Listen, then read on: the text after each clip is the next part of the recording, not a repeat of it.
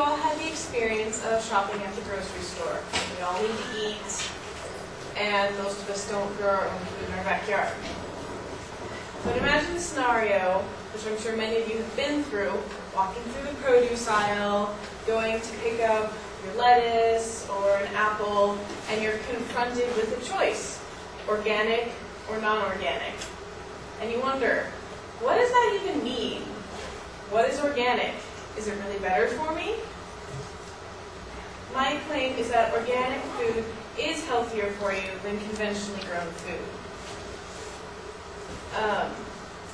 By organic, we refer to food is considered organic according to standards set by the USDA, which include not using conventional pesticides, synthetic fertilizers, sewage sludge, bioengineering, ionizing radiation, or growth hormones.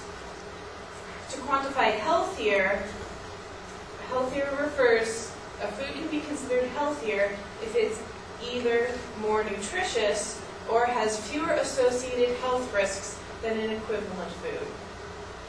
My three supporting claims are that the USDA only states that organically grown food is not healthier because sufficient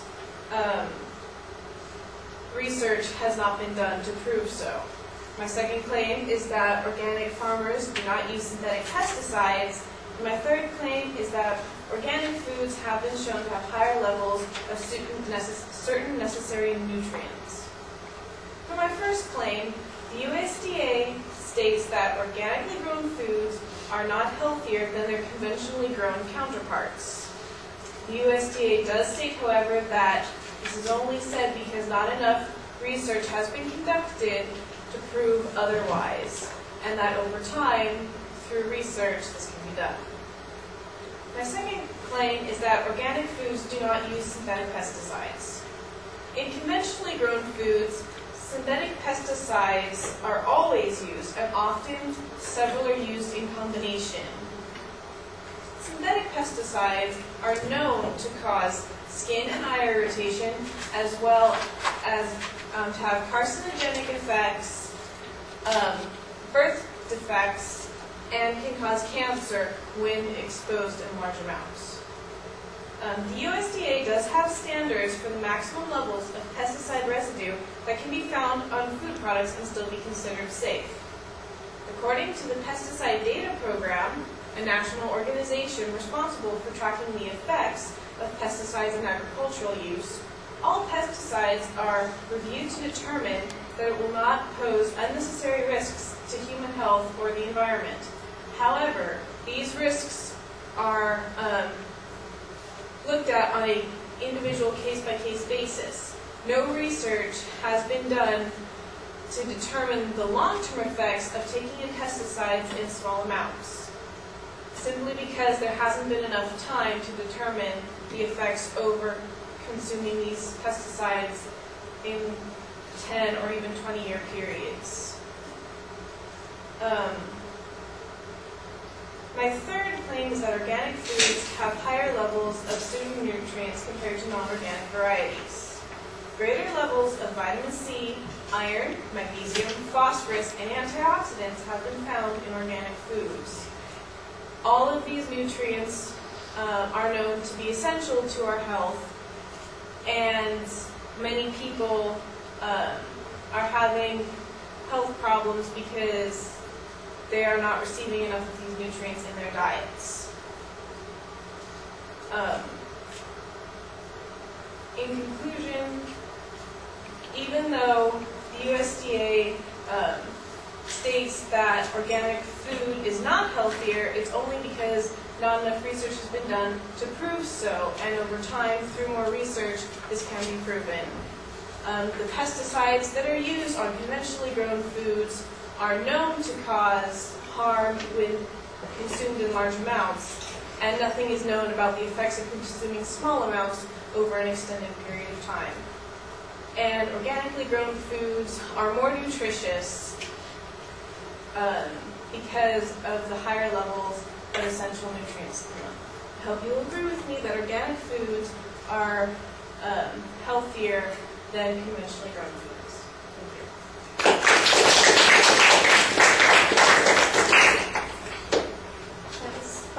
Just 1 second.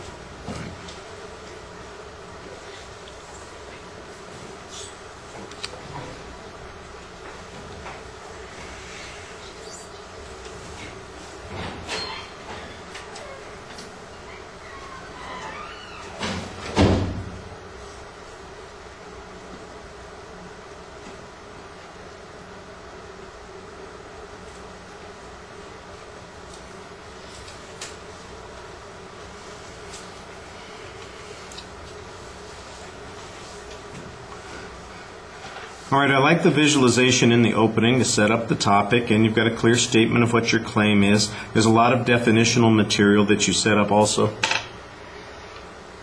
Excuse me. Bless you.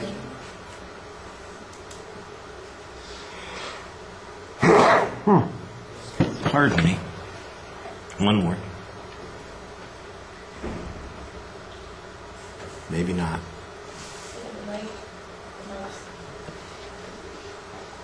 That's what they said when you were in the hospital in the coma. Look at the light, it helps.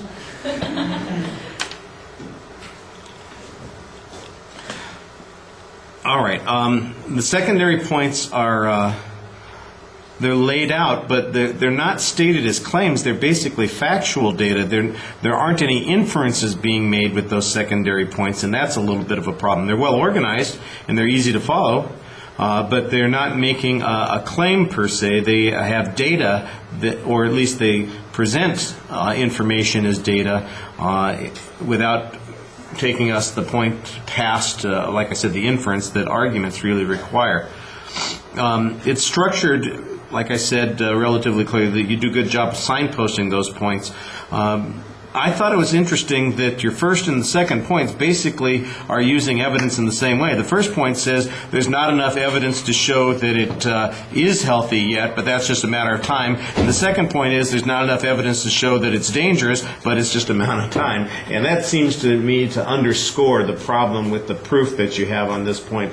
At this point, I don't know how long people have promoted the notion of organic food, but I know that it's been at least 30 or 40 years. And at this point, if there's not any data that the U.S. Department of Health or some other organization or group could say that there is a difference, it seems a little bit strange to expect that it's going to suddenly show up. You don't even show us any proof, though, that there's likely to be this information, that we're going to see this over a period of time. We don't have any preliminary data. We don't have any examples. It just is mostly asserted. The same thing with the second point. Most of the evidence seems to talk about excessive exposure to pesticides and chemicals without showing that that exposure level occurs at the rate at which consumers would be at risk. There may be some exposure to people, for instance, who are growing the food or picking the food or processing the food, but even then you don't have any data on that. It just seems to be, well, we don't have data on that, which means that